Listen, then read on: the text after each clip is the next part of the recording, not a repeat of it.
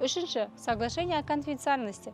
Бұл құжат сізге қандай мүмкіндік береді? Бұл құжат NDA деп аталады. Негізі бұл NDA деген құжатты барлық қарым-қатынастарда қол қою керек. Мысалы, сіз инвестормен, потенциальный инвестормен кездесуге бара жатсыз. Өзіңіздің бүкіл бизнес идеяңызды раскрывать етіп, презентовать етесіз. Егер сол кездесудің алдында сіз инвестормен NDA-ге қол қойсаңыз, ол инвестор сол жақтағы ақпаратты қолдана алмайды. Сізге қарсы басқа рынокта қолдана алмайды. Сол сияқты тура солай сотрудникпен NDA-ге қол қойсаңыз, ол сіздің клиентский базаңызды ұрлай алмайды, бизнес моделіңізді сыртқа распространять ете алмайды. Компанияның ішінде не болып жатыр?